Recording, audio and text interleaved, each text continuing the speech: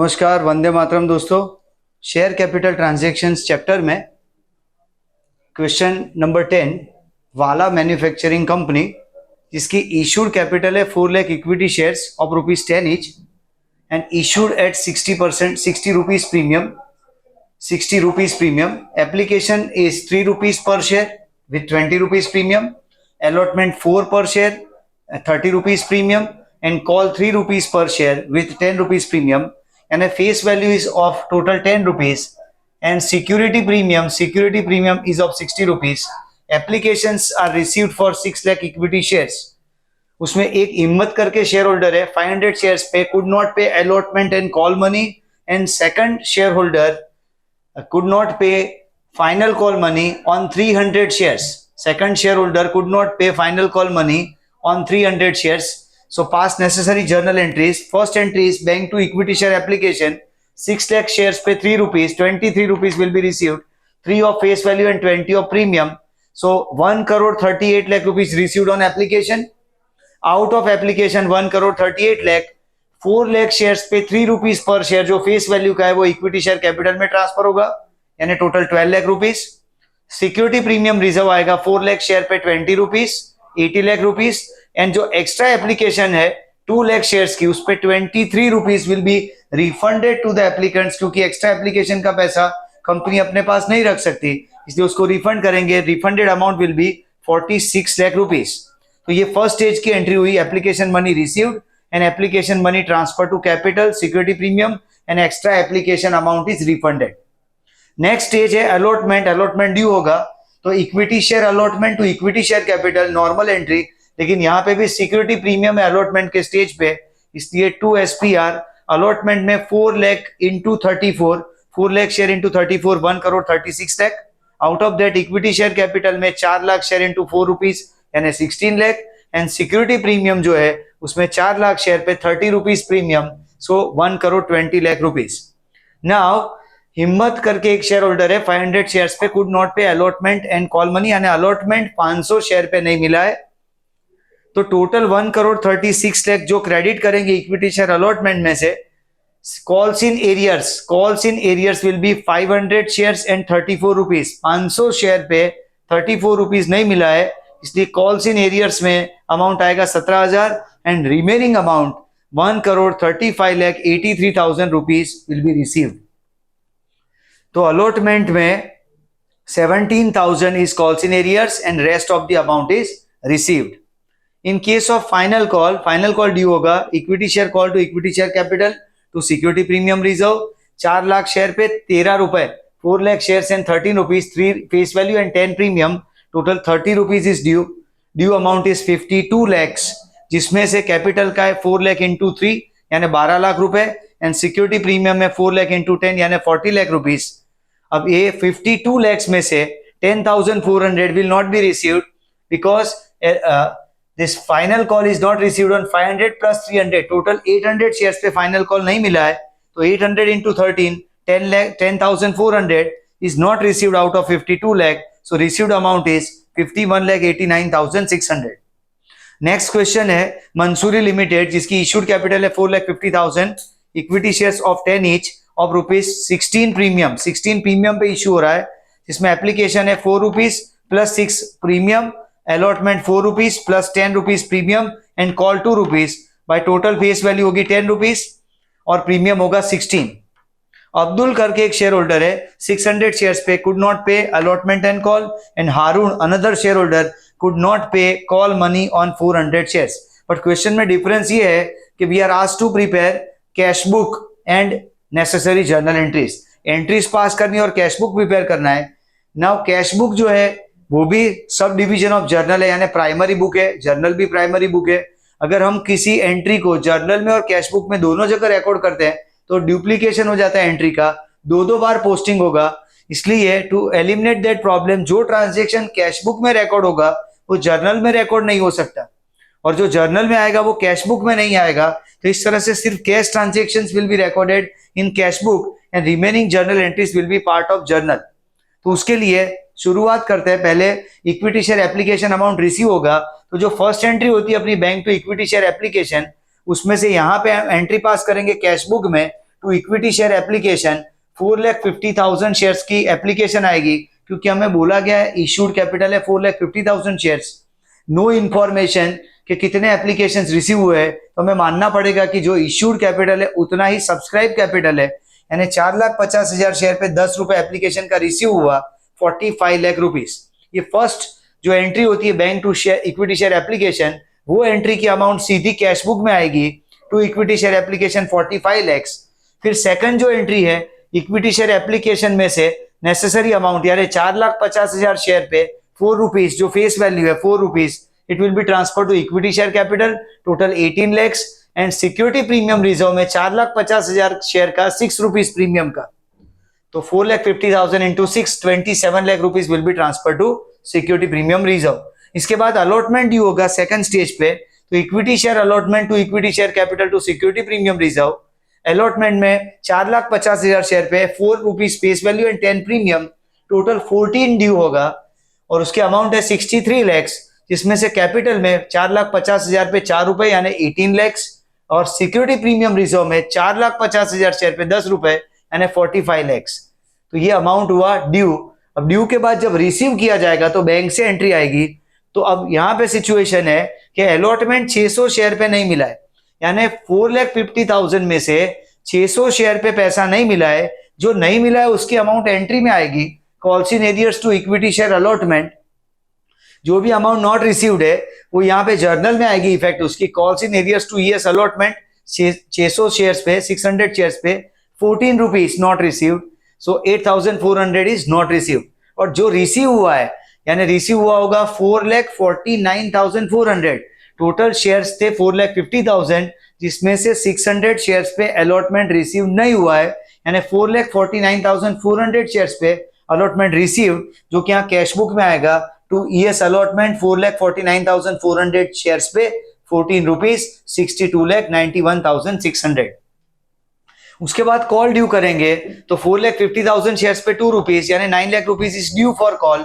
Receive करते वक्त 600 share Abdul के और 400 हारून के टोटल 1,000 शेयर्स पे कॉल नहीं मिला है, इसलिए बाकी के शेयर्स जो नहीं मिला है वो 1,000 शेयर्स पे 2 रुपीज कॉल्स इन एरियर्स यहाँ पे आएगा एंट्री में, और जो मिल गया है यानी 4,49,000 शेयर्स पे 2 रुपीज 4,49,000 शेयर्स पे 2 rupees 8,98,000 will be debited to cash account और कैश बुक में यहाँ रिसीव साइड आएगा और total balance of cash book रहेगा 1,16,89,600। तो इस तरह से ये जो क्वेश्चन है उसमें जर्नल और कैश बुक प्रिपेयर करना है। नेक्स्ट जो क्वेश्चन है चौधरी एग्रो लिमिटेड, उसमें इशूड कैपिटल है 5 lakh equity share of ₹10 each. Application is received for 5,75,000 shares. Application पर share 3 rupees, allotment 4 rupees and call 3 rupees, total 10 रुपए की फेस वैल्यू है। इसमें से वीरल करके एक शेयर होल्डर ने 2,000 शेयर्स पे फुल अमाउंट भर दिया। At the time of application he has paid the full amount. और दूसरा यज्ञेश करके एक शेयर होल्डर है 2,500 शेयर्स का उसका होल्डिंग है, जिसपे उसने अलॉटमेंट के वक्त call money he has paid with allotment, allotment के वक्त उसने कॉल मनी भरा है। तो सबसे पहले नेसेसरी एंट्रीज पास करेंगे। फर्स्ट एंट्री है bank to equity share application, लेकिन खास ध्यान रखना है हमें सेकंड एंट्री से अमाउंट तय करनी है। सेकंड एंट्री को पहले समझेंगे। सेकंड एंट्री में इक्विटी शेयर एप्लीकेशन में से 4 अलग अलग अकाउंट में अमाउंट ट्रांसफर होगा, equity share capital, equity share allotment, calls in advance and bank. तो समझते हैं इसमें सबसे पहले जो शेयर हमें इश्यू करने हैं 5 लाख इक्विटी शेयर्स, उसका 3 रुपए का जो एप्लीकेशन है वो कैपिटल में ट्रांसफर होगा। हमेशा ऐसा ही करते हैं हम कि जो एप्लीकेशन की अमाउंट होती है उसमें से जो फेस वैल्यू है वो हमेशा कैपिटल में ट्रांसफर होता है। तो यहाँ जो रिक्वायर्ड शेयर है 5 लाख, उसका 3 रुपए यानी 15 lakh rupees first of all will be transfer to equity share capital. फिर जो 75,000 शेयर्स की, क्योंकि एप्लीकेशन हमने रिसीव की है 5,75,000 शेयर्स की, तो जो 75,000 शेयर्स की एक्स्ट्रा एप्लीकेशन है वो हम यहाँ पे पहले रिफंड करेंगे टू बैंक। 75,000 इंटू 3 यानी 2,25,000, यानी ये दो amount 15 lakh and 2,25,000 amount decide हो गई। अब हमें पता है कि वीरल करके एक शेयर होल्डर ने 2,000 शेयर पे फुल अमाउंट भर दिया है, तो उसके 2,000 शेयर पे 4 रुपए, अलॉटमेंट के 4 रुपए अलॉटमेंट अकाउंट में जाएंगे, यानी अलॉटमेंट अकाउंट क्रेडिट होगा 8,000 रुपए से। और कॉल्स इन एडवांस वही 2,000 शेयर पे 3 रुपए का कॉल भी एडवांस में आया है, इसलिए वो आएगा कॉल्स इन एडवांस में। और ये चारों अमाउंट का जो टोटल करने पे 17,39,000 अमाउंट आएगी, और वो अमाउंट हम यहाँ पे फर्स्ट एंट्री में भरेंगे 17,39,000। इस तरह से हमें एंट्री सेट करनी है। ये कॉल्स इन एडवांस वाला क्वेश्चन जब भी आए, सेकंड एंट्री से फर्स्ट एंट्री की अमाउंट डिसाइड करना है हमेशा, otherwise we need to prepare working note separately for amount received. तो बेटर ऑप्शन ये है कि सेकंड एंट्री पास करें। इक्विटी शेयर एप्लीकेशन में से जो इश्यू करने हैं वो शेयर्स का फेस वैल्यू का पैसा एप्लीकेशन का कैपिटल में जाएगा। जो एक्स्ट्रा एप्लीकेशन जो रिजेक्ट हो रही है उसका एप्लीकेशन का पैसा हम रिफंड करेंगे।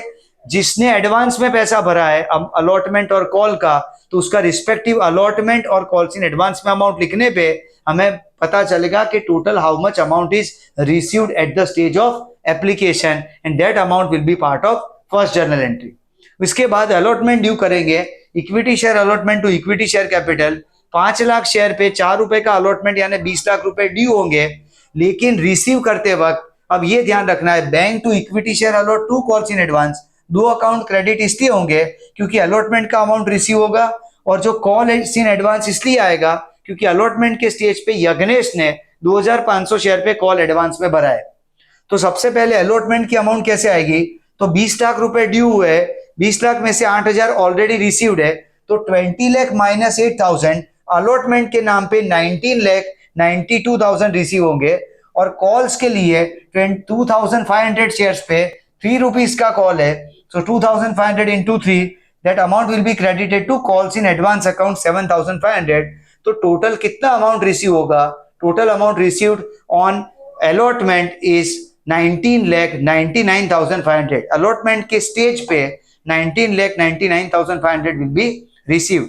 उसके बाद कॉल ड्यू होगा, 5 लाख शेयर पे 3 रुपए, 15 लाख रुपए का कॉल अमाउंट ड्यू होगा। ये 15 लाख में से हमें जो ऑलरेडी एडवांस मिल चुका है एप्लीकेशन के वक्त 6,000 और अलॉटमेंट के वक्त 7,500, total 13,500 already we have received in advance. So out of 15 lakh, if 13,500 is received in advance, so ये receive नहीं होगा अब, तो 15 lakh minus 13,500, 14,86,500 will be received and debited to bank account. तो last entry will be bank calls in advance to equity share call, और उसमें 15 lakh जो due amount है उसमें से calls in advance 13,500 माइनस करके remaining amount यानी 14,86,500 will be received। यहां से आगे फोरफीचर एंड री इश्यू का टॉपिक शुरू हो रहा है। Forfeiture and re issue of shares. Forfeiture means cancellation of shares. जब कॉल अमाउंट जो है शेयर की फेस वैल्यू की जो हम पार्ट में मंगाया जाता है by company, application, allotment, call, by chance कोई डिफॉल्टर अगर अलॉटमेंट या कॉल का पैसा नहीं भरता है तो that defaulter is given 14 days notice period for payment of that due amount. अगर शेयर होल्डर फिर भी वो पैसा नहीं भरता है, his shares will be forfeited and his name is cancelled from the register of members. He is no longer now shareholder after that। यानी वो रेजोल्यूशन के बाद, बोर्ड रेजोल्यूशन के बाद जब उसके शेयर कैंसिल हो जाते हैं, फोरफिट हो जाते हैं, तब वो शेयर होल्डर नहीं रहता है और वो जो फोरफिटेड शेयर्स है उसको वापस से री इश्यू किए जाते हैं। री इश्यू करते वक्त नए शेयर होल्डर को डिस्काउंट दिया जा सकता है, लेकिन ध्यान से समझना ये जो डिस्काउंट है वो री इश्यू का डिस्काउंट है, वो नॉर्मल डिस्काउंट नहीं है। शेयर इशू में 2 ही कंडीशन है, issued at par and issued at premium.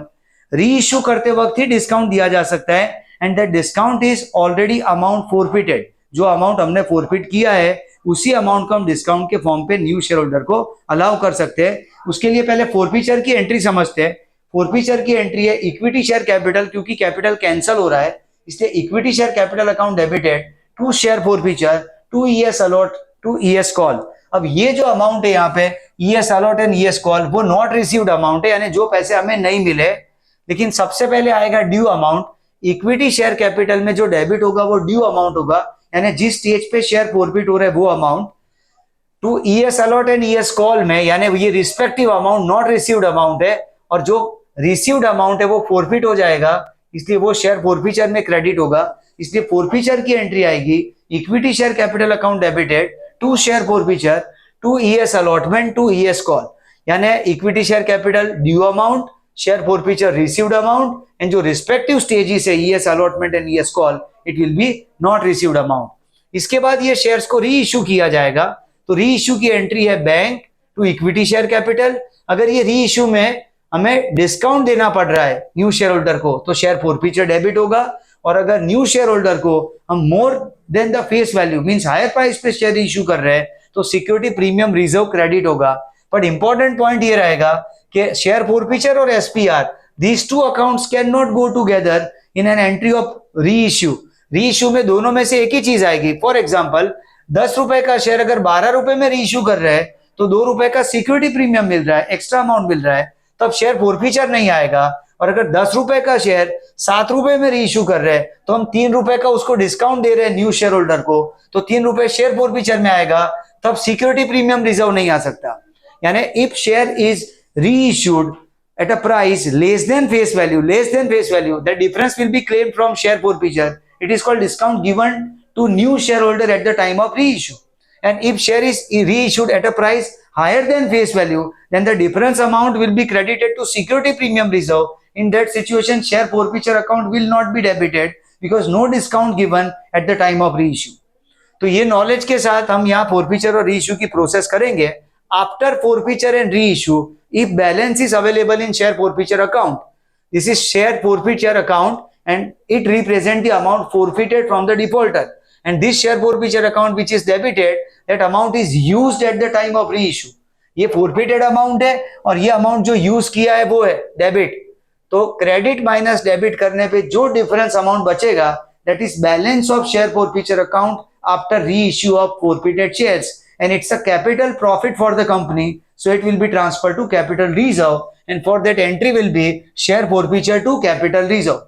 Forfeiture account को यूज करने के बाद जो भी बैलेंस बचता है after reissue, it is capital profit and it will be transferred to capital reserve, and for that entry will be share forfeiture to capital reserve. एक practical question देखते हैं। उसके लिए राज मशीन लिमिटेड में 12 लाख शेयर इश्यू करने, equity share 10 रुपए का एक है, एप्लीकेशन रिसीव्ड फॉर 14,70,000 शेयर्स, उसमें से एप्लीकेशन पर share 3 rupees, allotment 4 rupees and call 3 rupees, total 10 रुपए की फेस वैल्यू है।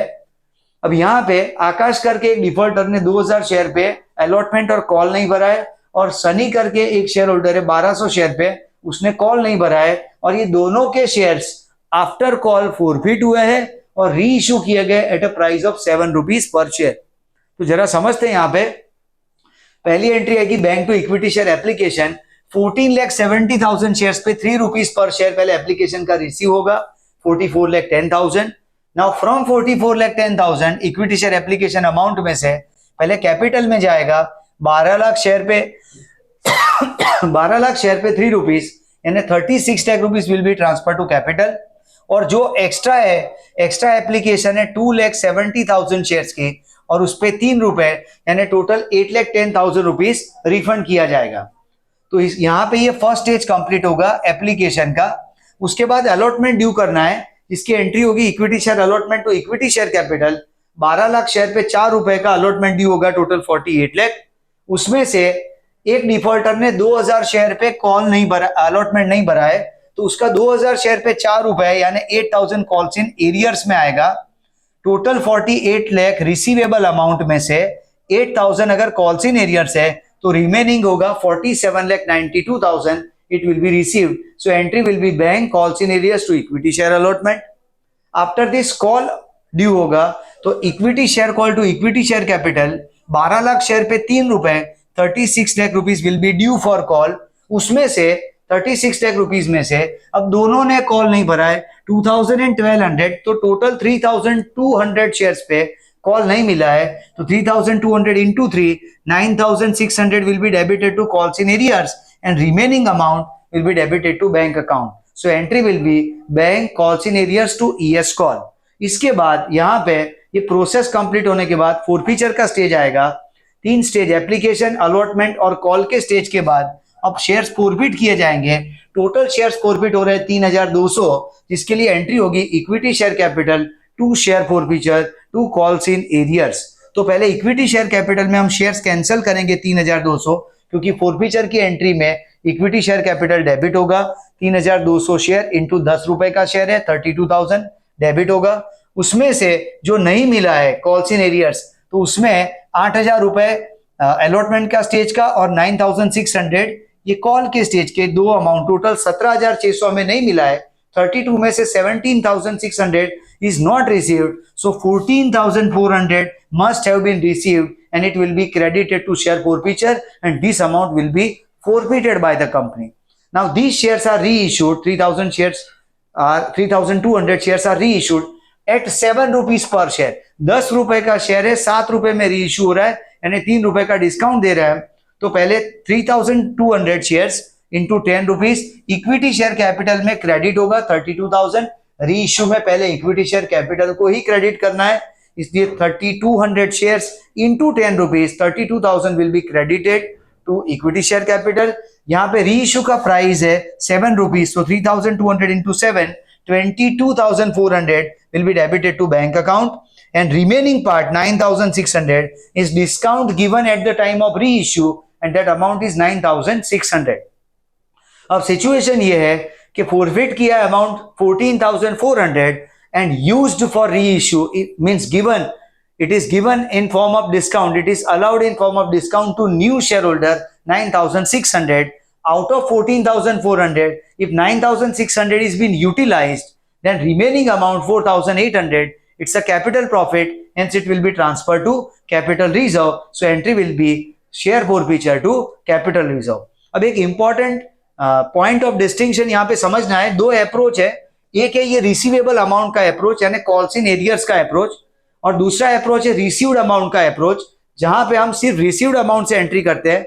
फॉरफीचर के लिए ये बेटर टेक्निक है, क्योंकि जब एक से ज्यादा शेयर होल्डर के मल्टीपल स्टेजेस के अमाउंट, अगर डिफॉल्टर की मल्टीपल स्टेज की अमाउंट हो और फॉरफीचर भी अलग अलग स्टेज पे, यानी अलॉटमेंट के बाद, फर्स्ट कॉल के बाद, फाइनल कॉल के बाद, ऐसे अलग अलग स्टेजेस ऑफ फॉरफीचर के और री इशू के, तो एक साथ अमाउंट फाइंड करना थोड़ा कॉम्प्लेक्स हो जाएगा अलग अलग शेयर होल्डर के लिए. तो बेटर ऑप्शन ये है कि instead of debiting this amount to calls in arrears, ये रिसीवेबल की जगह हम रिसीव्ड अमाउंट से एंट्री करें. जरा समझते इस बात को टेक्निकली. अगर ये सेम क्वेश्चन इस टेक्निक से हम रिप्रेजेंट करें, उस स्टाइल में रिप्रेजेंट करें, तो फर्स्ट एंट्री में कोई चेंज नहीं होगा bank to equity share application में. सेकंड एंट्री सेम रहेगी, थर्ड एंट्री सेम रहेगी, फोर्थ एंट्री में जो bank calls in arrears to equity share allotment कर रहे हैं, तो हम कॉल्स इन एरियर्स में ट्रांसफर नहीं करेंगे, सिर्फ ये रिसीव्ड अमाउंट 47,92,000 से एंट्री होगी, यानी 11,98,000 शेयर्स पे 4 rupees 47,92,000 rupees will be received. फिर नेक्स्ट एंट्री जो कॉल की है वो एज इट इज रहेगी, और कॉल रिसीव करते वक्त जहां जहां हमने कॉल्स इन एरियर्स यूज किया है वो कॉल्स इन एरियर्स यहाँ यूज नहीं होगा. तो यहाँ bank calls in arrears to ES call था, पर रिसीव्ड अमाउंट वाज 35,90,400, उसी से यहाँ एंट्री होगी bank to ES call 11,96,800 shares. ये 3,200 शेयर्स माइनस करने के बाद रिमेनिंग शेयर्स पे 3 रुपीज रिसीव्ड. तो इस तरह से ये कॉल रिसीव करने की एंट्री चेंज होगी. उसके बाद फॉरफीचर की एंट्री चेंज होगी. ये समझना है, फॉरफीचर में अब तक हमने क्रेडिट किया था कॉल्स इन एरियर्स अकाउंट को, क्योंकि ये जो दोनों नॉट रिसीव्ड अमाउंट थी, अलॉटमेंट और कॉल, ये दोनों अकाउंट बंद होके not received amount already calls in arrears में ट्रांसफर हो गया था. इसलिए फॉरफीचर की एंट्री में क्रेडिट करते वक्त यहाँ पे आएगा कॉल्स इन एरियर्स. लेकिन अगर ये स्टाइल से रिसीव्ड अमाउंट से हम एंट्री कर रहे हैं, तो bank to ES allotment due amount था 48 और क्रेडिट यहाँ पे क्लोज हुआ है 4792, यानी अलॉटमेंट पूरा क्लोज नहीं हुआ है और कॉल भी पूरा क्लोज नहीं हुआ है. इसलिए फॉरफीचर की अमाउंट, फॉरफीचर की एंट्री में जो नॉट रिसीव्ड की अमाउंट है उसको हम इस तरह से स्टेज वाइज रिप्रेजेंट करेंगे, ES allotment and ES call. इसलिए यहाँ पे फॉरफीचर की एंट्री में चेंज आएगा.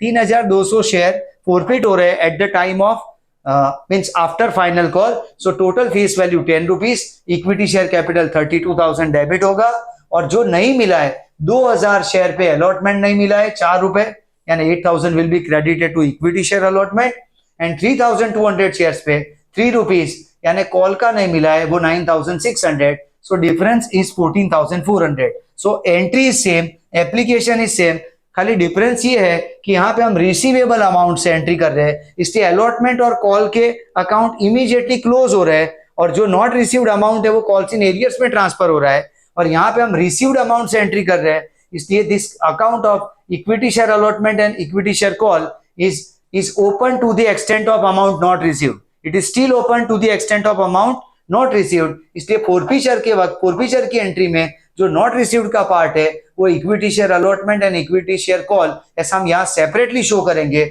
और यहाँ पे कॉल्स इन एरियर से आएगा। बाकी री इश्यू में और कैपिटल रिजर्व में ट्रांसफर करने में एंट्री में कोई डिफरेंस नहीं है। ये दोनों अप्रोचेस वैलिड है।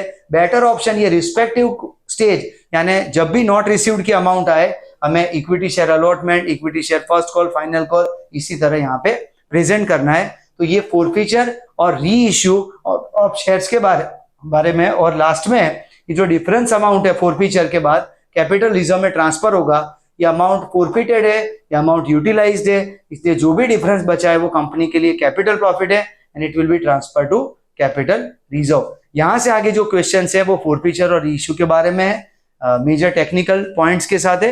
We will discuss in a next session. Thank you.